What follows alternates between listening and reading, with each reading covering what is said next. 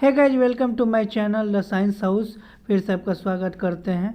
इस चैप्टर्स में पढ़ेंगे हम लोग heredity and evolution.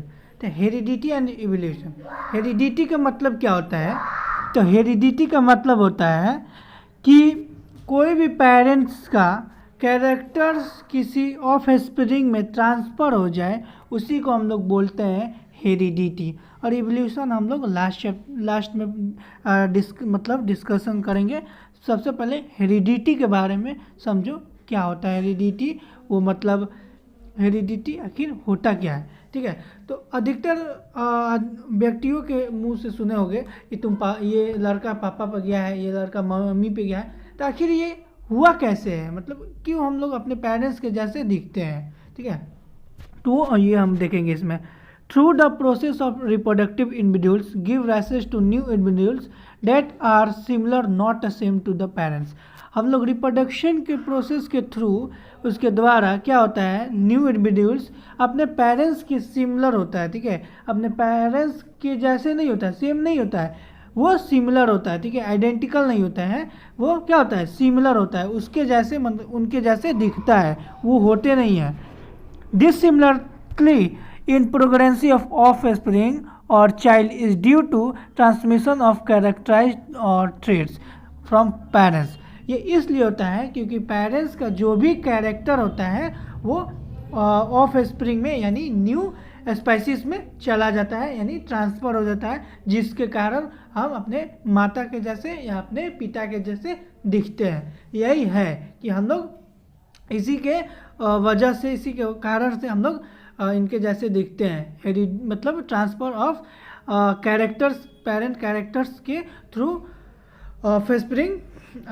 To the offspring. ठीक है, अगर कोई पूछे कि तुम पापा के जैसे दिखते हो, तो आखिर हम क्यों दिखते हैं, इसके पीछे कोई कारण होना चाहिए। तो इसके पीछे यही कारण है क्योंकि जो भी मतलब पेरेंट्स होते हैं, उनका जो कैरेक्टर होता है वो ऑफस्प्रिंग में यानी न्यू इंडिविजुअल्स में ट्रांसफ़र हो जाता है, जिसके चलते हम लोग उनके जैसे दिखते हैं। अब आता है कि हेरिडिटी किसे कहते हैं। ठीक है, हेरिडिटी उसे कहते हैं the transfer of characters from parents और to the offspring in known as heredity. यानी वो पेरेंट्स जिसका मतलब कैरेक्टर्स ट्रांसफ़र हो ऑफस्प्रिंग में, उसी को कहते हैं हेरिडिटी। अब उसी में एक पॉइंट आता है इनहेरिटेंस। ठीक है, तो देखो हम यहाँ पे बात किए थे इनहेरिटेंस। इनहेरिटेंस क्या होता है, उसी में एक पॉइंट आता है inheritance. And the process through which characters और traits pass from one generation to another generation is called inheritance. Inheritance उसको बोलते हैं, यानी एक ऐसा प्रोसेस के द्वारा जिसमें कैरेक्टर्स, थ्रेट्स का मतलब होता है गुण। ठीक है, यानी कैरेक्टर्स या थ्रेट्स पास हो एक जनरेशन से दूसरे जनरेशन, यानी एक पीढ़ी से दूसरे पीढ़ी में, उसी को कहते हैं इनहेरिटेंस। ठीक है, अब आता है but if we see closely we mind that offspring are never a true copy of their parents. Example in a sugar cane field, these are difference among individuals. Plants similar in the human beings have different characterized complexion, height, eye colors। लेकिन हम लोग parents के similar दिखते हैं, लेकिन उसमें क्या मतलब सिमिलर होता है, वो ये होता है कि हम लोग के पेरेंट्स का हाइट हमसे मतलब ज़्यादा होता है, या हम लोग उनसे मतलब हाइट में डिफरेंस होता है। ठीक है, हेयर स्टाइल्स में या हेयर में डिफरेंस होता है, स्किन कलरिंग में डिफरेंस होता है। ठीक है, मतलब सोचने वाली ये बात है कि हम उनके जैसे दिखते हैं, ये तो सिमिलरिटी है, लेकिन आखिर हम लोग डिफरेंस, हमारे और पेरेंट्स में क्या डिफरेंस है? डिफरेंस यही चीज़ का है, हमारा height, skin colour, hair colour, hairstyle, या मतलब हाइट, ये सब का डिफरेंस होता है हमारे पेरेंट्स से और हमारे बीच में। ठीक है, अब उसके बाद से आता है कि इवोल्यूशन का मैंने बात किए थे हम कि इवोल्यूशन लास्ट में बताएंगे, लेकिन हम लोग हेरिडिटी एंड इवोल्यूशन टॉपिक ही है, तो इवोल्यूशन हम बता देते हैं। The long term accumulation of variation lead to involve a new species and the process is called evolution. उसमें क्या इंक्लूड हो, न्यू स्पाइसेस, यानी जो भी न्यू स्पाइसिस है वो उसमें इंक्लूड हो, ठीक है। यानी लॉन्ग टर्म्स यानी लंबे टर्म्स में accumulation of variation lead to involve a new species, उसमें मतलब उसमें न्यू स्पेसिस क्या हो, शामिल हो, उसी को हम लोग कहते हैं इम्बुलेशन, ठीक है। यानी एक पीढ़ी से अनदर पीढ़ी, अनदर जनरेशन, मतलब अगेंस्ट टू अगेन, ठीक है। उसमें न्यू स्पेसिस मतलब बहुत लंबे टर्म तक वो चलते जाए वेरिएशन, ठीक है, उसी को हम लोग कहते हैं इवोल्यूशन, ठीक है। उसमें कौन इन्वॉल्व रहा है, तो न्यू स्पेसिस उसमें इन्वॉल्व रहते हैं, उसी प्रोसेस को हम लोग बोलते हैं evolution. It is a complex, तो देखो मैंने बात कर रहा था कि it is a complex process and occur over a long period to time. ये मतलब एक ऐसा प्रोसेस होता है, ये कॉम्प्लेक्स प्रोसेस होता है जो कि लंबे पीरियड ऑफ टाइम तक चलते रहता है, ठीक है। अब उसके बाद से आता है accumulation of variation during reproduction, ठीक है।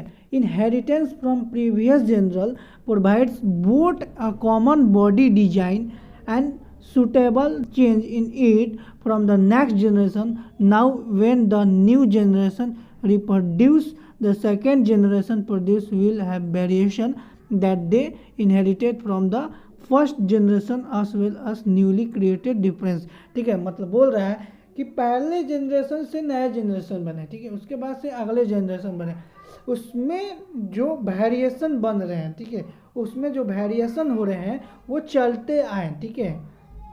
मतलब उसमें जो भी डिफरेंस आ रहे हैं, यानी मान लीजिए कि ओल्ड जनरेशन में क्या मतलब वेरिएशन हुआ था, क्या डिफरेंस था, फिर उसके न्यू जनरेशन में क्या मतलब वेरिएशन था, क्या मतलब डिफरेंस था, ठीक है। ये सब मतलब कंटिन्यू होते रहे हैं, ठीक है, वही हो रहा है। अब उसके बाद से बोल रहा है कि for example if one bacteria divide and give rise to new individuals, एक बैक्टीरिया है जो कि डिवाइड किया तो टू स्पाइसेस, यानी टू स्पाइसेस डिवाइड किया, ईच ऑफ देम, वो अपने में ही डिवाइड अगेन, किसी के सपोर्ट से नहीं। Individuals bacteria generate would be very similar, अब वो मतलब सिमिलर जनरेट किया, will mineral difference are occurred due to small insurances of copy of DNA, ठीक है, वो डीएनए की कॉपी के वजह से होता है, ठीक है। अब जैसे कि मान लो, जैसे कि हम मतलब कोई भी ऑर्गेनिज्म है, वो कहता है कि अपने फादर के जैसे दिखते हैं, अपने मदर्स के जैसे दिखते हैं, तो उन दोनों में क्या हुआ, डीएनए जो होता है, डीएनए, ठीक है, वो कॉपी होता है, डीएनए कॉपी होता है, यानी ट्रांसफर ऑफ कैरेक्टर, यानी जैसे कि वैसे ही होता है ट्रांसफर ऑफ डीएनए। तो उसमें होता क्या है कि डीएनए ट्रांसफर होता है, ठीक है, मतलब डीएनए कॉपिंग होता है दोनों बोथ पेरेंट में, ठीक है, तब जाके वो कैरेक्टर क्या होते हैं, न्यू इंडिविजुअल्स में, न्यू स्पेसीज में आते हैं। अब है इनहेरिटेंस ऑफ ट्रेड्स, ठीक है, अब क्या आ रहा है, इनहेरिटेंस ऑफ ट्रेड्स। तो उसमें होता क्या है कि ट्रेड्स और कैरेक्टराइज वो दोनों एक ही हैं, which are passed from parents to their offspring, यानी पेरेंट्स से ऑफस्प्रिंग के बीच में ट्रेड्स क्या हुआ, ट्रांसफ़र हुआ, जनरेशन टू जनरेशन, यानी जनरेशन टू जनरेशन कैरेक्टर जो है वो पास हुआ, ट्रांसफ़र हुआ, और कंट्रोल बाय जीन्स। वो कौन कंट्रोल करता है, जीन्स करता है, कौन करता है कंट्रोल, जीन्स करता है। यानी जनरेशन टू जनरेशन क्या होता है, कैरेक्टर जो भी होते हैं पेरेंट्स से ऑफस्प्रिंग में वो ट्रांसफ़र होते जाते हैं, उसको कंट्रोल करने के लिए जीन्स होता है। जैसे भी किसी भी कार्य को कंट्रोल करने के लिए हमारा ब्रेन होता है ना, वैसे ही इसको कंट्रोल करने के लिए जीन्स होता है, ठीक है। Gene is a unit of DNA, वो डीएनए का क्या होता है, एक यूनिट होता है, ठीक है, डीएनए का क्या होता है, यूनिक होता है, विच governs the synthesis of one protein that contains a specific characters of the organism। वो ऑर्गेनिज्म में स्पेशल कैरेक्टर्स क्रिएट करता है, और वो एक प्रोटीन्स उसमें क्या होते हैं, कंटेंट्स रहते हैं, ठीक है। अब उसमें आता है ear lobes and attach looped, यानी ईयर लूप्स उसको कहते हैं the particular thread is heredity the two very मतलब ईयर्स लूप्स उसको कहते हैं, it has been observe that attached and free ears lobes are two variants found in human population. The lower part of the ear is called ear lobes, यानी जो attach नहीं हो year उसको कहते हैं ईयर्स लूप्स, ठीक है। तो देखो हम लोग बात कर रहे थे लो ईयर्स लूप्स में हम बता दिए थे, और अटैच लूप, ईयर लूप्स उसको कहते हैं जो अटैच नहीं हो, ठीक है, और अटैच उसको कहते हैं जो मतलब फ्री नहीं हो, मतलब जो ईयर्स लूप्स उसको कहते हैं, फ्री ईयर्स लूप्स उसको कहते हैं जो ईयर होता है, जो कान होता है वो हमारे फेस से क्या हो, अटैच नहीं हो, ठीक है, और अटैच ईयर्स लूप्स जो कि फ्री नहीं हो, अटैच हो, ठीक है, उसी को कहते हैं year lobes and attach year loops.